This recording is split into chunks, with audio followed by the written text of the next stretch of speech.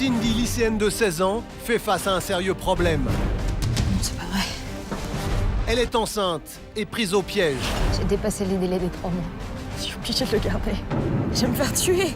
Soutenue par son amie Laetitia, Cindy n'a qu'une priorité, cacher sa grossesse à ses parents. Je sais que c'est possible de se faire avorter en Belgique. Pour Cindy, c'est l'impasse. J'ai peur qu'elle fasse une conne. L'adolescente trouvera-t-elle le courage de tout avouer? Va dans ta chambre! Quel choix fera Cindy pour échapper à la colère de ses parents? Dans les familles unies et aimantes, les parents pensent que leurs enfants viendront les voir spontanément en cas de problème. Eh bien, c'est pas si facile que ça. Surtout pour un adolescent qui a peur ou qui a honte de ce qu'il a fait. Bien loin d'aller vers le dialogue, il va se réfugier dans la solitude. Comme Cindy, dont nous allons vous raconter l'histoire aujourd'hui. Regardons ensemble si la famille va réussir à s'en sortir. Cette histoire est inspirée de faits réels. Nous sommes en proche banlieue parisienne. Cindy est une lycéenne de 16 ans. Ce matin, elle sèche les cours et se rend chez sa meilleure amie, Laetitia. Bon alors, tu vas y aller chez Sam, la semaine prochaine? Je sais pas. Cindy et Laetitia se sont rencontrées sur les bancs de l'école primaire. Je sais pas, c'est loin, puis les gens, les voient. Enfant de la DAS, Laetitia allait de foyer en foyer. Aujourd'hui, elle vit dans une famille d'accueil. Ça va là? Qu'est-ce qui se passe? T'as pas l'air bien? T'es toute blanche. Si, c'est juste que j'ai pas mes règles depuis plusieurs semaines. Bah et alors? Moi une fois je les ai pas eues pendant 4 mois. Puis après c'est revenu. Faut pas que tu t'inquiètes pour ça. Hein. Mais si, justement, je m'inquiète. Tu sais, quand j'ai fait l'amour avec Sébastien à la fête. Tu m'as dit qu'il avait mis une capote? Bah non. J'ai pas osé te le dire, je suis désolée, mais on en avait pas et il m'a promis qu'il ferait gaffe. Un jour, je suis allée à une soirée chez des copains avec Laetitia. Et j'ai rencontré Sébastien. Et j'ai fait l'amour pour la première fois. Après, je me sentais différente. J'avais l'impression de devenir une femme. Je crois même que j'étais en train de tomber amoureuse. Je sais que c'est bête, mais il était si tendre avec moi. Il m'a jamais rappelé, j'ai jamais réussi à le revoir. J'ai pas osé dire à Laetitia qu'on n'avait pas mis de préservatif. J'avais honte. Je me sentais idiote.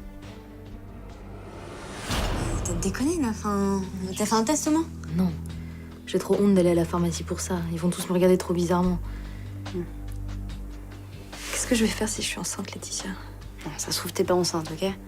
Et moi j'irai te prendre ton test, ok? Faut pas que tu stresses. Je suis là.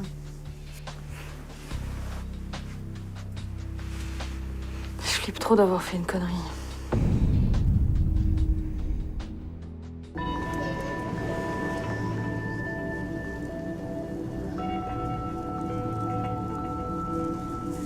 Faut aussi que tu penses à faire un test HIV. Ah, mais pour ça, c'est bon. Il m'a dit qu'il venait de faire un test quand on a décidé de le faire sans préservatif. Donc... Attends, Cindy, je veux pas te faire flipper là, mais ce gars, tu le connais pas. Enfin, il t'a jamais donné de nouvelles, t'en sais que dalle sur ce qu'il a fait avant, franchement. Putain. Enfin, je sais pas. Je suis vraiment trop conne. C'est pas possible. Non, mais c'est juste histoire de faire un dépistage, ensuite tu seras tranquille. Mais ou pas. Par contre, c'est abruti là. Franchement, J'avais les boules pour Cindy. C'était à ce connard de penser à mettre la capote, pas elle. Elle, c'était sa première fois. De toute façon, j'aurais dû faire plus gaffe à elle pendant la soirée, c'est de ma faute. Depuis qu'on est toute petite, Cindy, c'est plutôt du genre à se laisser faire, et puis, bah moi, je la défends, quoi. Mais là, j'ai vraiment rien vu venir. De retour dans la chambre de Laetitia, Cindy s'empresse de faire le test de grossesse. Elle est angoissée à l'idée de découvrir un résultat positif. bah allez, regarde. Non, je peux pas. Regarde-toi. Le verdict est clair. Quoi? Non, c'est pas vrai. Cindy est enceinte et n'a que 16 ans. Putain, c'est pas possible. Comment je vais faire? Quand j'ai su que j'étais enceinte, j'arrivais plus à respirer. Je comprenais pas pourquoi ça m'arrivait à moi. J'avais fait l'amour une seule fois, juste une seule fois. J'aurais donné n'importe quoi pour revenir en arrière et tout effacer, mais c'était trop tard. Faut que tu le dises à tes parents là. Je peux pas, je vais me faire tuer, j'ai mes études et tout. Ouais, tu te rappelles ma copine Isabelle? L'an dernier, il lui est arrivé franchement exactement la même chose. Et elle est allée au planning familial du coup. Et ils ont arrangé ça. Tu crois que je vais m'en sortir? Mais oui, tu vas t'en sortir. Puis au pire, si tu dois vraiment le dire à tes parents, franchement, ils sont cool. Non, je peux pas les décevoir à ce point-là, c'est pas possible. Tu sais, ils se donnent à fond pour moi. Ma mère, elle a même fait des économies pour que je puisse aller en classe de hip-hop. Non. Putain, comment j'ai pu merder à ce point-là? C'est pas possible. Mais c'est bon, t'as pas non plus commis un crime. Voilà, ça peut arriver à tout le monde, quoi. Je flippais grave de l'annoncer à mes parents. Alors, dans l'après-midi, je suis allée au planning familial avec Laetitia. Et je pensais pouvoir régler ce problème sans que mes parents ne l'apprennent. Pendant que Cindy est au planning familial, Laetitia angoisse. Elle espère que son amie trouvera une solution. Ils t'ont dit quoi? C'est passé quoi là? Je peux plus me faire avorter. J'ai dépassé les délais des 3 mois. Je suis obligée de le garder maintenant. Je suis obligée d'en parler à mes parents maintenant. Comment je vais faire, Laetitia? Bon, ok, ils vont pas être super joyeux au début, mais tes parents, ils sont super à l'écoute. C'est mais- vraiment. Mais là, je suis allée beaucoup trop loin, là. Je vais me faire tuer. Comment annoncer cette nouvelle à ses parents? Cindy est totalement paniquée.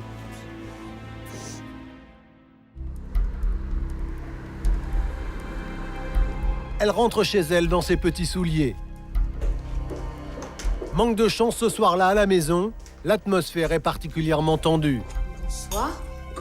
Ce qui ne met pas l'adolescente en confiance. Bonsoir, chérie. Ça va pas? Qu'est-ce qui se passe? Ta mère vient de se faire licencier. Quoi? C'est pas possible, t'es une des meilleures vendeuses du magasin. Oui, mais il y a un nouveau gérant, ils ont décidé de faire des économies, voilà. Comment on va faire? Je sais pas. On pourra pas tenir très longtemps avec un seul salaire. Non mais pleure pas, Cindy. Ta mère va retrouver du boulot. Tu t'inquiètes pour nous, mais il faut pas, chérie. Allez, sois positive. Mais oui, non, mais Mais oui, écoute, pendant quelques mois, je vais toucher le chômage, donc ça va me permettre de trouver un nouveau travail, d'accord? Ça va aller. Et puis on a de la ressource dans la famille. Le principal, tu vois, c'est qu'on soit tous les trois en bonne santé. J'ai failli balancer toute l'histoire et d'un coup, je pouvais plus.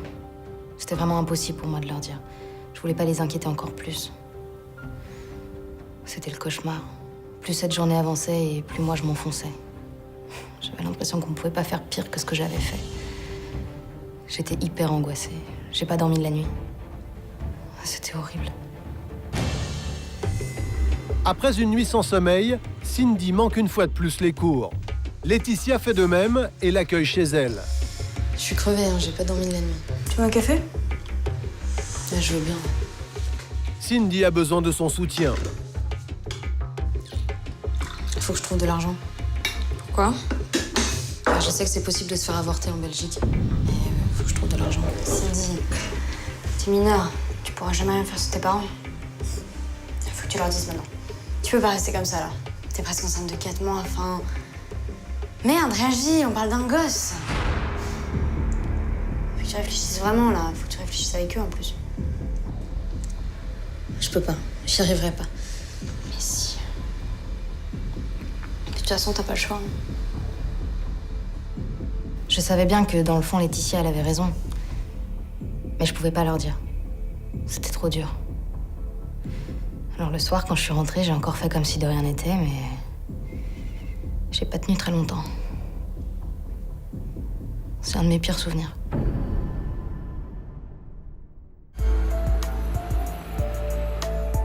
Ça dure depuis combien de temps? Marie est en ligne avec le lycée. Elle apprend que sa fille manque les cours depuis 2 jours. Oui, non, mais Elle ne comprend pas. je vais m'en occuper, je m'en occupe dès ce soir. Merci de m'avoir prévenu. Sans... Bonsoir, chérie. T'as quelque chose à me dire? Non. Non? Cindy, le lycée vient d'appeler. Ça fait 2 jours que tu sèches les cours. Tu peux me dire où t'étais? J'étais chez Laetitia. T'étais chez Laetitia. Tu faisais quoi chez Laetitia? Tu sais que t'as ton bac français à la fin de l'année. Tu peux pas te permettre de louper des cours. Je suis enceinte, maman.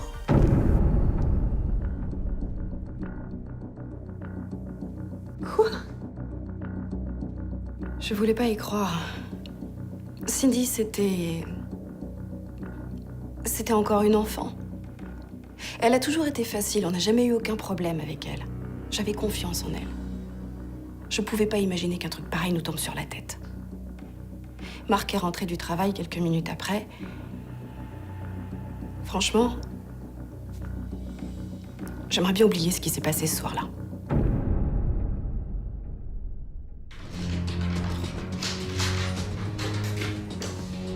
Bonsoir les filles. Eh ben dis donc, vous en faites une tête? Qu'est-ce qui se passe? Demande à ta fille. Bah Cindy, tu vas me dire ce qui se passe? Je suis enceinte. Tu plaisantes, j'espère. Mais c'est qui ce petit con? C'est qui ses parents? Je sais pas, je te dis. Non mais c'est pas possible, t'as quoi dans la tête, Cindy? T'as 16 ans? Merde, t'as 16 ans? Je pensais pas que ça allait arriver. Tu vas devoir te faire avorter.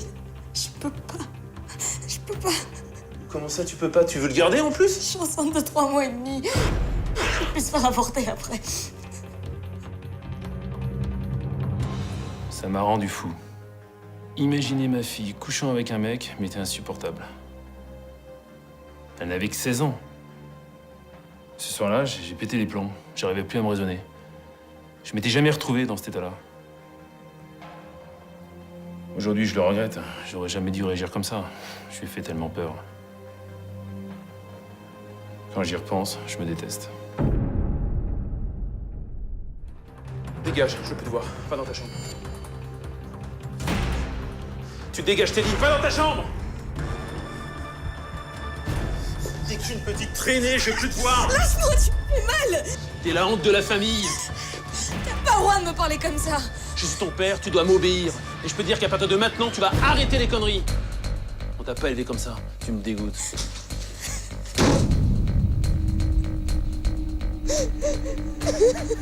J'ai essayé d'intervenir. Mais Marc était incontrôlable, je le reconnaissais plus. Il m'a fait très peur. Je l'avais jamais vu dans un tel état. C'était plus le même homme, c'était pas Marc. Il a toujours été doux avec Cindy, il la mettait sur un piédestal. Là, je comprenais plus rien. Tu crois pas qu'on avait assez de problèmes comme ça? Comment on va faire maintenant? Tu peux me le dire?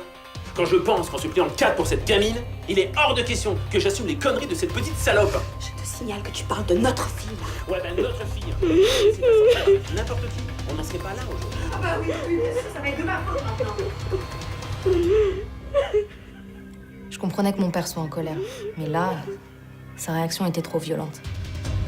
Il m'insultait, il était hors de lui. Et moi, j'étais terrorisée. Je trouvais la situation tellement injuste. Alors cette nuit-là, j'ai agi sans réfléchir. Il est 7h30. Marie n'a presque pas fermé l'œil de la nuit. Toujours pas remis des nouvelles de la veille, Marc a dormi sur le canapé et est parti à l'aube. Marie s'inquiète de ne pas voir Cindy sortir de sa chambre.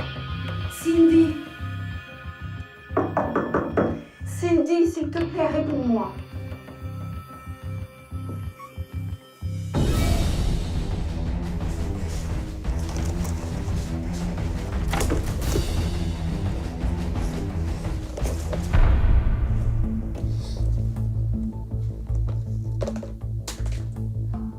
Ce soir, je viens d'apprendre que maman était virée de son boulot.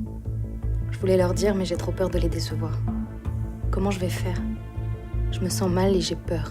Je voulais pas ça. C'était pas ça ma vie. Je suis vraiment une conne, je me déteste, je voudrais mourir.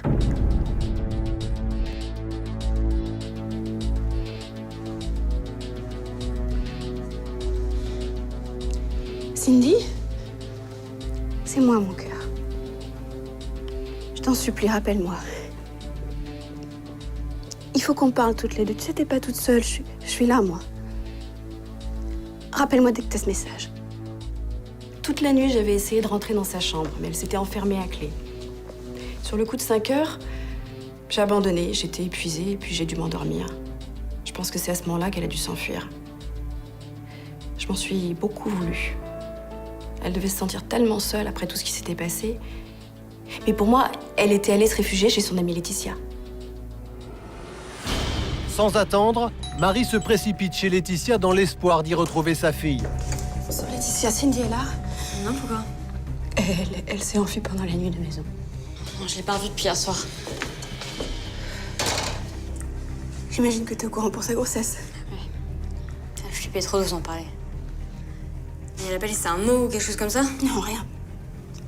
J'ai trouvé son journal intime où elle dit qu'elle a envie de mourir. J'ai peur qu'elle fasse une connerie. Non, faut pas que tu penses à ça, attends. On va la retrouver. Je vais regarder si elle m'a laissé un message ou un truc comme ça. Mais non, j'ai rien. Je comprends pas qu'elle m'en ait pas parlé, c'est bizarre. J'ai rien vu.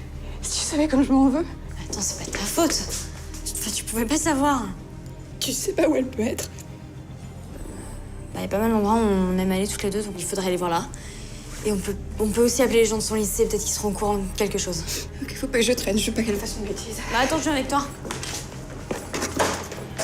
Marie m'a raconté ce qui s'était passé la veille et elle était dans tous ses états. On n'a pas trop traîné, on est très vite partis de chez moi. Elle est allée prévenir le lycée et puis moi je suis passée dans tous les endroits où on avait l'habitude d'aller. Mais Cindy était complètement introuvable.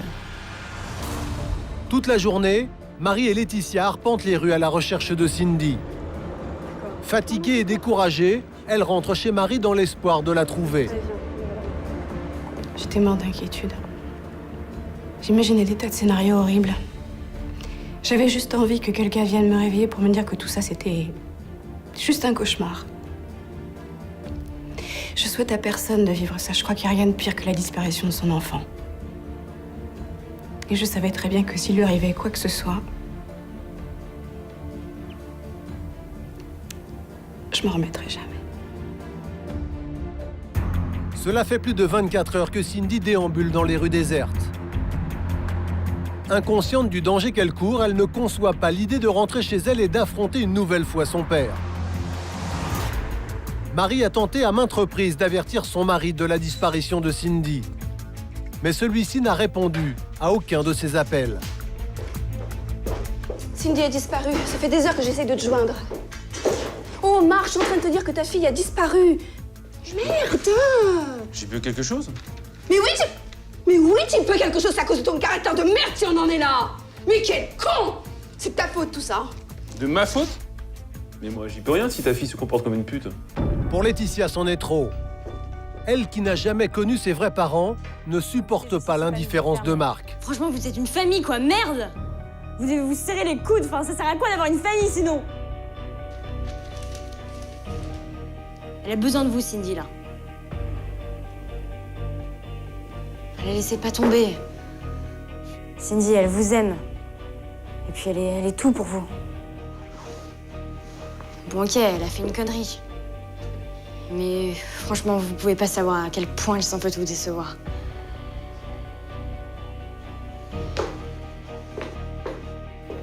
Lorsque Laetitia m'a parlé, ça m'a fait comme un électrochoc.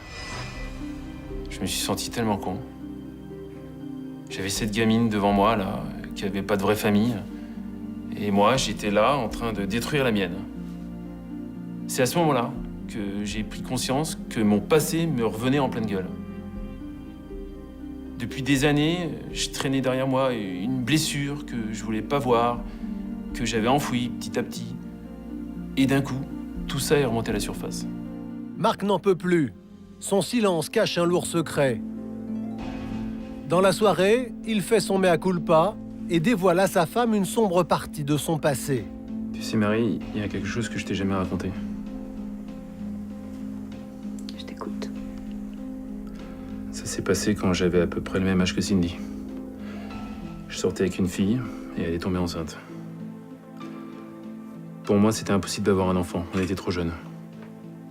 Je voulais absolument qu'elle se fasse avorter, mais elle était mineure et sans le consentement de ses parents, c'était pas possible. Alors je me suis renseigné, j'ai appris qu'on pouvait le faire en Angleterre. J'ai emprunté de l'argent à des potes. Et elle est partie, seule. Elle a pas voulu que je l'accompagne.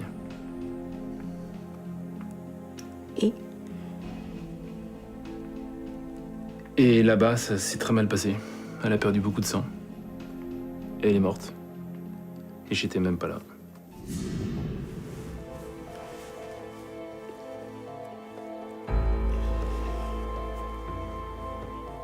Faut qu'on retrouve Cindy. J'ai peur qu'il lui soit arrivé quelque chose. Il faut qu'on y aille.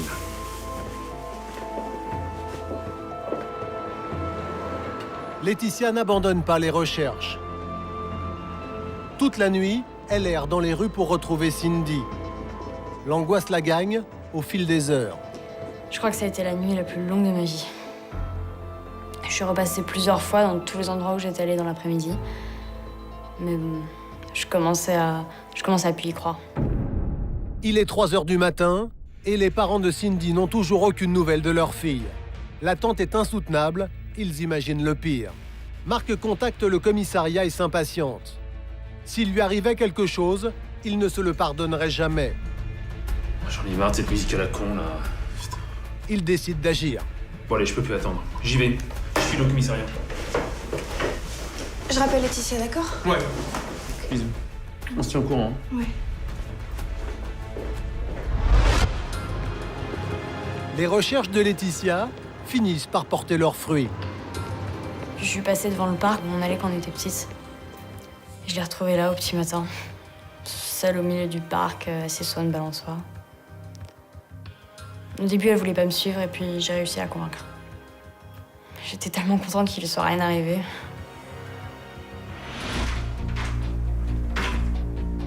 Sous l'influence de Laetitia, Cindy rentre enfin chez elle, épuisée. Elle appréhende de se confronter à son père. Merci, Laetitia.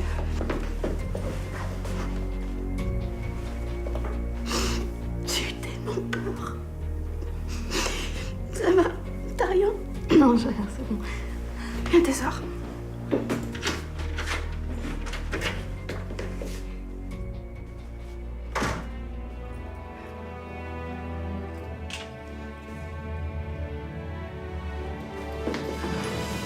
Pardon. Je te demande pardon, ma chérie.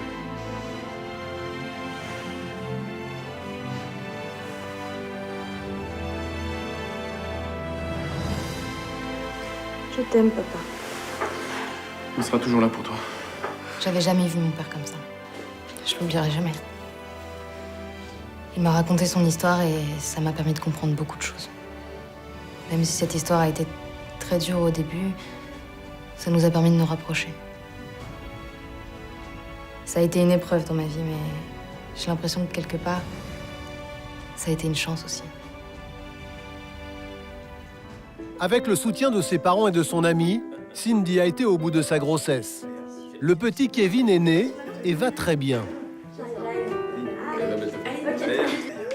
Pendant la grossesse, Marie a passé un diplôme d'assistante maternelle pour s'occuper de son petit-fils et permettre à Cindy de reprendre ses études. Laetitia est la marraine du bébé. Cindy est aujourd'hui bien entourée de ses proches pour élever son fils et affronter l'avenir avec sérénité.